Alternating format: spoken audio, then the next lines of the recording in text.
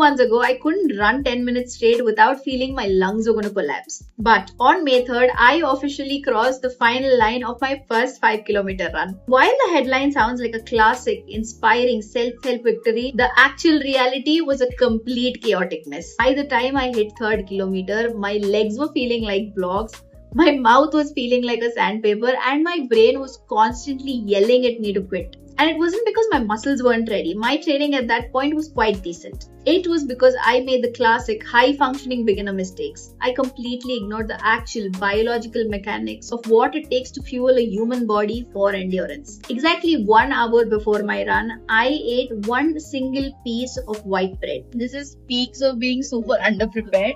My whip collection ends in the next 15-20 minutes. And this is when we're rushing. I have my bread, my fuel, and I'm dressed. And that's it. That's the most underplanned, most underprepared run ever. But let's rock it. And that was my entire fuel source. To make things worse, I was completely dehydrated entirely through the previous day and also since the hour I woke up on the day of my run. I went into an high-intensity aerobic effort with empty tank. Maybe it was the elation of my first actual run. My body kind of sailed through the run, but I would definitely not advise this to any beginner. If you're a beginner using a framework like Couch to 5K or stepping outside for your very first run, I definitely don't want you to learn this the hard way. Today, I am giving you the Zero Fluff science-backed blueprint to prepare fuel and gear for your first 5K so that you can cross the finish line feeling powerful instead of feeling like a zombie.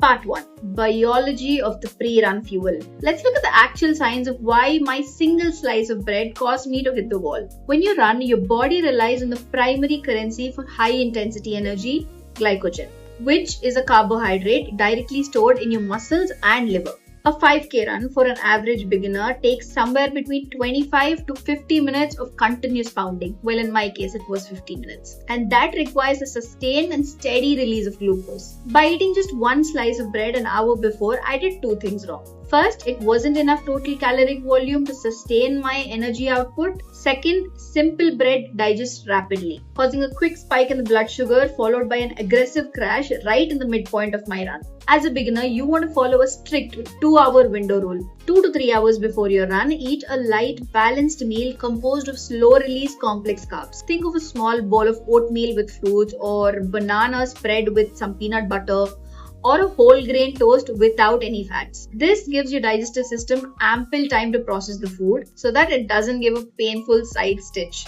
30 minutes before your run. If you are running early in the morning and you don't feel like eating a complete meal, do not go for your run empty stomach. Grab a fast release, easy digestible carbohydrate like maybe half a banana or maybe handful of raisins. This tops off your liver glycogen without weighing your gut down. Part 2, the silent performance killer, hydration. I didn't drink enough water throughout the day thinking I could quickly go and sip some water right before my run, which I did, a cup of electrolytes and also a cup of water, but definitely that was not sufficient. Here is the psychological reality.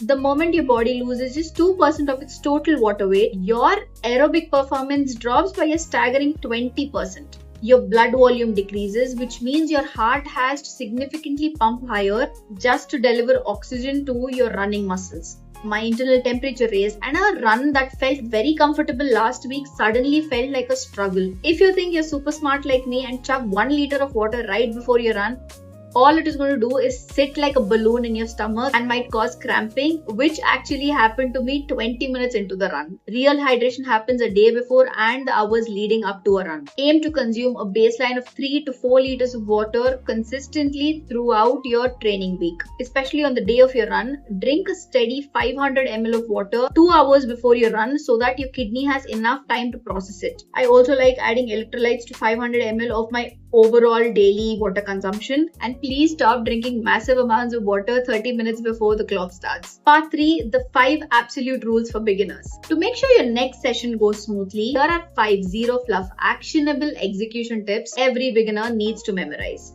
Tip number 1, the pre-run salt trick. 30 minutes before your run, add a tiny pinch of sea salt or electrolytes to 300 ml of water. Sodium acts as a cellular lock. This is a game changer to prevent dehydration and cramps. Adding salt activates sodium-glucose co-transporting system in your small intestine, which helps to pull water into your bloodstream significantly faster than plain water does. Tip 2, the 10-minute dynamic warm-up. Never walk out of the door and immediately start jogging. Spend at least 10 minutes in your room doing dynamic warm-up like leg swings or walking lunges or calf raises. This basically triggers a release of synovial fluids in your joint, which acts as WD-40 for your knees.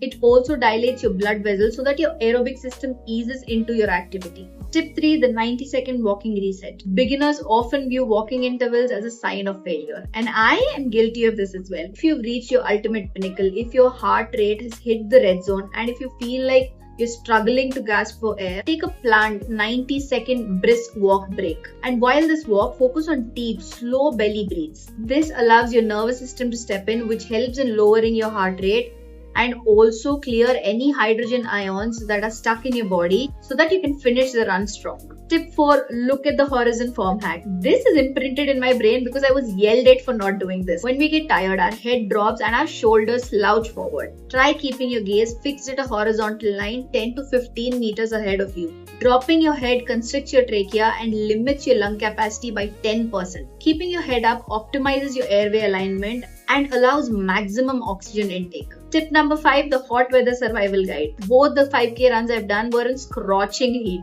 When it is hot, your body shunts a massive volume of blood away from your running muscles to your skin to produce sweat so that you cool down. Because there is less blood available to carry oxygen to your legs, your heart rate will be 10 to 20 minutes higher than your normal pace. This is when you'll have to completely drop your ego and slow your target pace compared to that of a cool day run. Your metrics will look slower, but your cardiovascular system will be getting the exact high intensity workout without entering the heat stroke danger zone.